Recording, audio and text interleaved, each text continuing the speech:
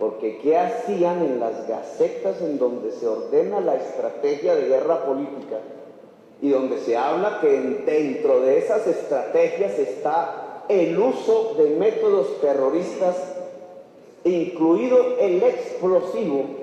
¿Qué tiene que ver esto con las chuzadas, Dios mío, medios de comunicación? ¿Qué hacen las fotos del atentado ahí mismo en esa gaceta contra el senador Germán Vargas Lleras? Cuando descubrimos esto, yo me fui a ver lo que había sucedido en ese momento en el caso del doctor Vargas Lleras. El Tiempo.com habló de un grupo élite para investigar el caso y el Tiempo hizo 4 incógnitas en el momento que ahora son relevantes, dada esta evidencia que se encuentra en esa zeta. Dice, ¿por qué esa noche no se prestó servicio, no prestó el servicio el conductor habitual del DAS del senador? Este tema me suena muy familiar porque es el mismo método del asesinato de Carlos Pizarro, del asesinato de Jaramillo Ossa. De pronto la gente que es escolta del que va a ser asesinado no aparece. Deja de asistir uno, como en el caso de Luis Carlos Galán. Y aquí está apareciendo exactamente lo mismo. El conductor del DAS no llega a recoger al senador Germán Vargas Lleras. ¿Por qué el entonces director de la Policía Secreta, Jorge Noguera, no sabía el tiempo en ese entonces de qué personaje estábamos hablando con Jorge Noguera? Acusó media hora después del atentado a las FARC. Segundo indicio. No acaba de ocurrir el atentado contra el senador Germán Vargas Lleras, actual candidato presidencial, y Jorge Noguera, hoy acusado de asesinato y homicidio, de entregar listas del sindicalismo y de la oposición política a los paramilitares para ser asesinados, listas que intercambiaba con el entonces fiscal general de la Nación, Luis Camilo Osorio. Entonces, media hora después del atentado, después de que el conductor del DAS no recogiera al senador Germán Vargas Lleras, dice que el autor es las FARC. ¿Cómo sabía Noguera que eran las FARC? ¿Qué quería hacer Noguera con esa información pública? ¿Desviar la investigación? Otra pregunta, ¿por qué se filtró desde el DAS la información de que el FBI estaba participando en la investigación del atentado cuando, según otras fuentes oficiales, es falso? ¿Por qué ese organismo, el DAS, no difundió? ¿Por qué ese organismo difundió un retrato hablado falso del posible responsable? Oiga, es el mismo método de siempre.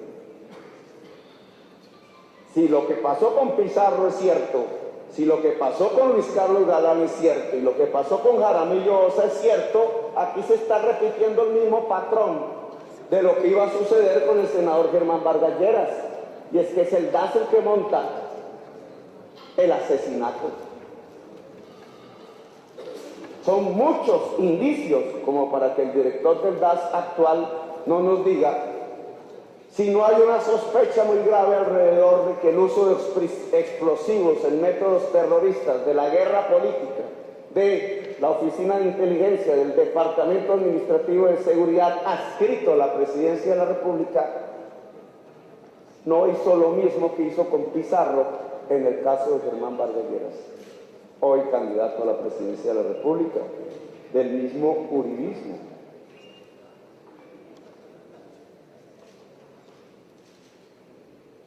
Asesinatos. ¿Será que no solamente hubo amenazas, tortura psicológica, uso de explosivos, incendios, sino asesinatos? Aquí quería mostrarles el caso de cómo fueron a perseguir la publicación de un libro sobre las actividades del gobierno, el embrujo autoritario del CINEP. Se dedicaron hasta a ver por dónde salían los camiones de la imprenta, a ver si podían coger los camiones para quemar los libros. Quema de libros, me trae un recuerdo de unas épocas europeas por allá donde Hitler quemaba los libros. El DAS quería hacer lo mismo. No solamente quería encontrar la ruta, las placas del carro, las fotos del chofer, ver por dónde podía interceptar el vehículo con los libros, quemarlos, sino que se dedicó a interceptar a los dueños de la imprenta, una empresa privada común y corriente, a perseguirlos y algunos los puso presos.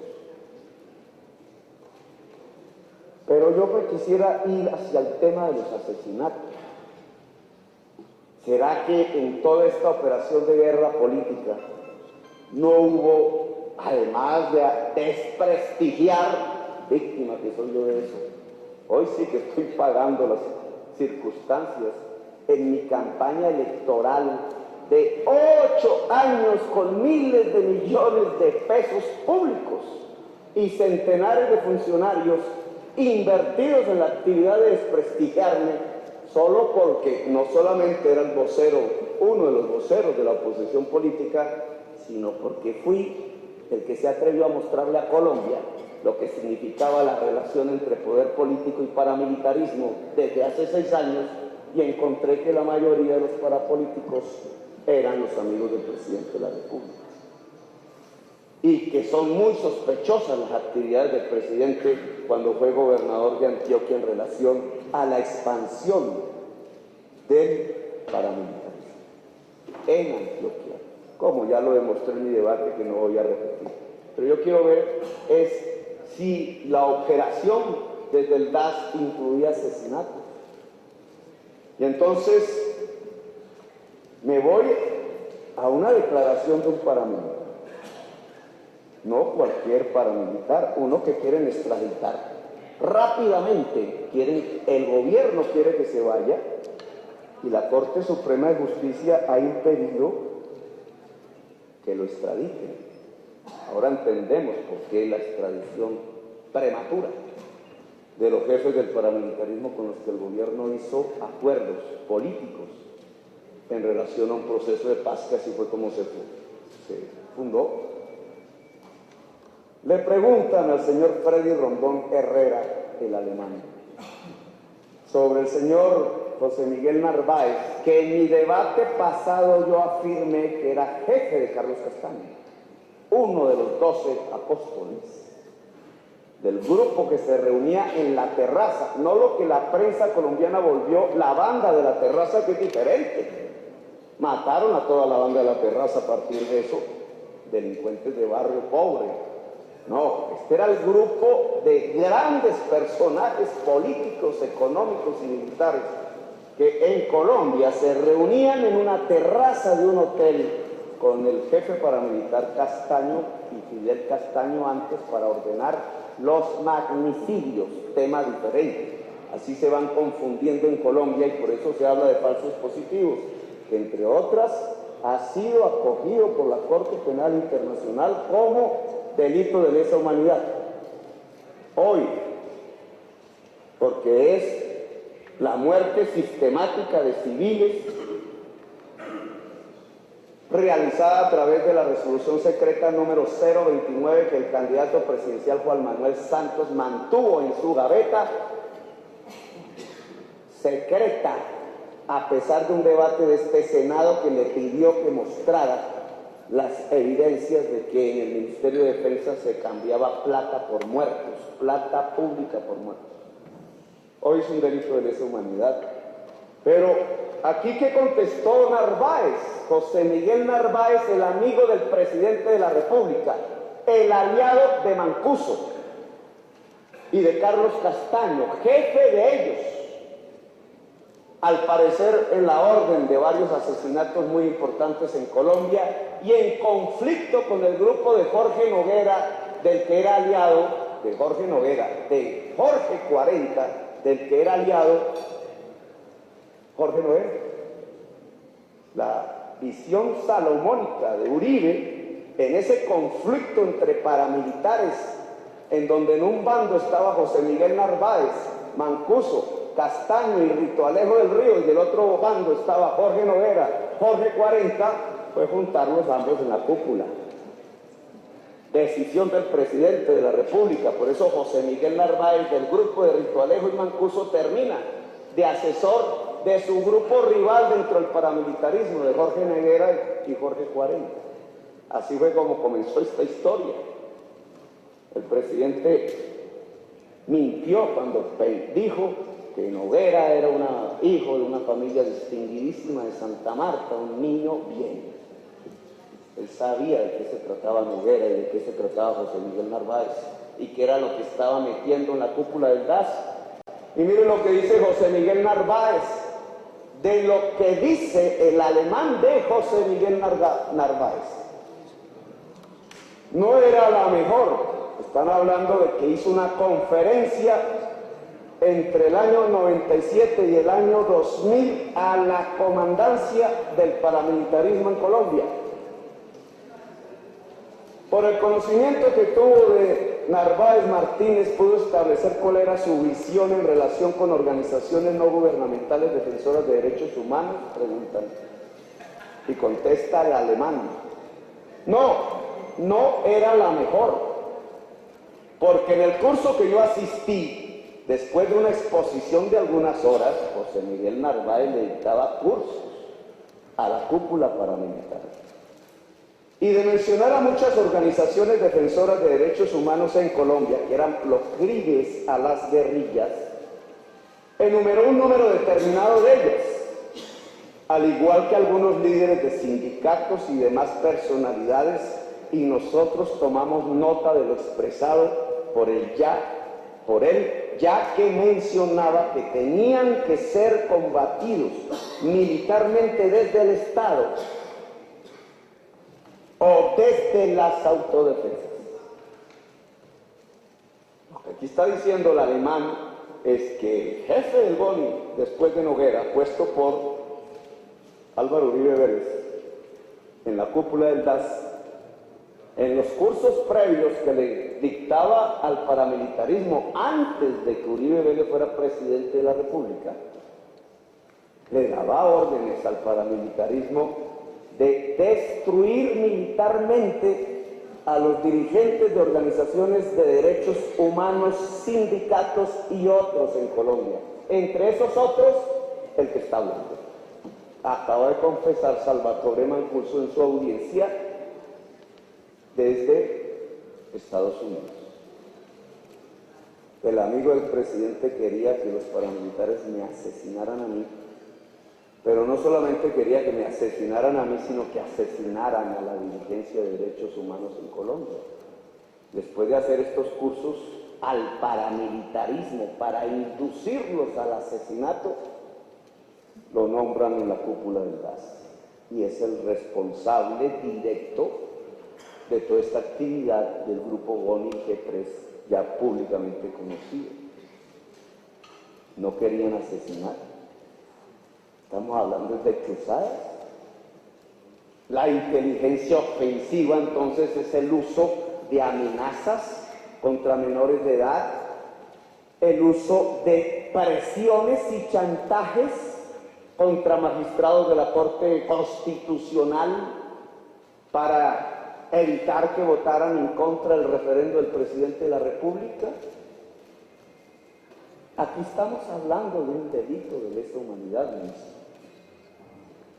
¿Por qué hablamos de un delito de lesa humanidad? Y este es el tema que yo voy a defender en los próximos meses y años, si es que me dejan vivir en este país. Si es que por lo menos me quedan amigos y amigas dentro de la ciudadanía colombiana después de esta labor de miles de millones de pesos tratando de desprestigiarme. Ahora le salió el tiro por la culata porque se gastaron toda esa actividad contra nosotros los del Polo y le saltó mocos por encima y no se lo imaginaban. Espero que yo pueda resarcirme de estos hechos, pero no se trata de hablar de elecciones, se trata de hablar de este tema. ¿Esto es un delito de lesa humanidad? Veámoslo un poco al detalle, algo jurídico, pero me sirve un poco para expresar, si es que encuentro la página, me sirve un poco para expresar la conclusión de este debate. ¿Qué es un crimen de lesa humanidad? Aquí ahora todo el mundo dice, no, que este es un crimen de lesa humanidad porque es terrible, porque es, digamos, grave para la sociedad colombiana. No todos los delitos son crímenes de lesa humanidad. La civilización humana, a partir de su experiencia trágica de guerras mundiales, de genocidios, de fascismos, de totalitarismos, ha logrado sintetizar en el derecho internacional, que su gobierno no respeta, qué es un delito de lesa humanidad. Y quiero decirle que su gobierno no respeta, doctor Fabio Valencia, porque la operación Bahía, de la que no se ha hablado públicamente, hay 3 operaciones. La operación Amazonas, la que va contra nosotros y la Corte Constitucional. La operación Transmilenio, la que va contra los periodistas y los dirigentes de derechos humanos. Y hay otra de la que no se habla, la operación Bahía. No aparece, ¿cierto? No aparece. Los mismos funcionarios del CTI dijeron, no la escribimos. ¿Usted sabe qué es la operación Bahía, Fernando Muñoz? Doctor Felipe Muñoz. ¿Sí sabe? Me contestas qué es la operación Bahía. Bueno, la operación Bahía tiene que ver con lo internacional. Y lo que empieza a aparecer es que la operación Bahía no la dirigía la cúpula de la que estamos hablando, sino el gobierno de los Estados Unidos, usando el gas. Por eso es que no se escribe nada. Y que tenía un objetivo: infiltrar embajadas, interceptar embajadas y ubicar como blancos de la actividad de inteligencia los países vecinos. Hasta ahí sabemos. Esperaría que usted nos comentara un poco al detalle si es válido para un Estado que quiere respetar el derecho internacional utilizar este tipo de mecanismos no legales en Colombia, no constitucionales, para efectuar una operación dentro de la llamada guerra política que se denomina Operación Bahía. Pero de eso espero que ustedes hablen un poco más detenidamente que yo sobre este tema.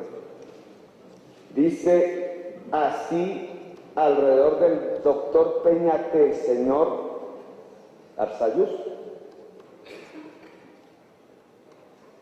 Se afirma que desde la llegada del doctor Peñate como director del DAS, doctor Peñate que era aparentemente mi amigo, la oficina de contrainteligencia que dependía de la dirección de inteligencia funcionalmente debía reportarle su actividad directamente al director del DAS y no a la dirección de inteligencia.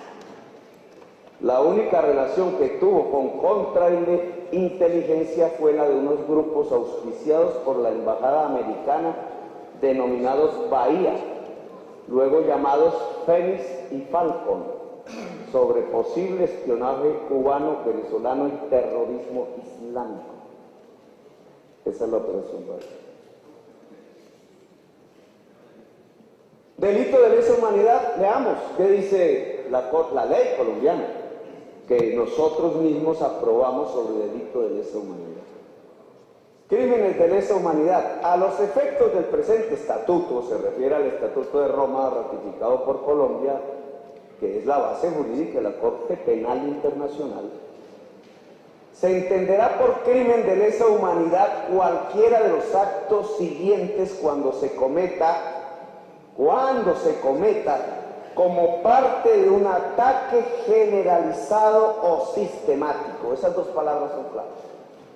Un homicidio no es un delito de lesa humanidad, pero un homicidio sistemáticamente hecho, varios homicidios premeditadamente, ese es un delito de lesa humanidad, genocidio. La diferencia entre un homicidio y un genocidio es la sistematicidad y la generalización del homicidio sobre un grupo poblacional. Como como parte de un ataque generalizado sistemático contra una población civil y con conocimiento de dicho ataque, es decir, premeditado, no por error, premeditado. Y entonces pone 2 puntos. Cualquiera de los actos siguientes, cuando se cometa como parte de un ataque generalizado sistemático contra una población civil y con conocimiento de dicho ataque, 2 puntos. A, asesinato. B, exterminio. C, esclavitud. D, deportación o traslado forzoso de población. E, encarcelación u otra privación grave de la libertad física en violación de normas fundamentales del derecho internacional. He aquí a la FARC, por ejemplo.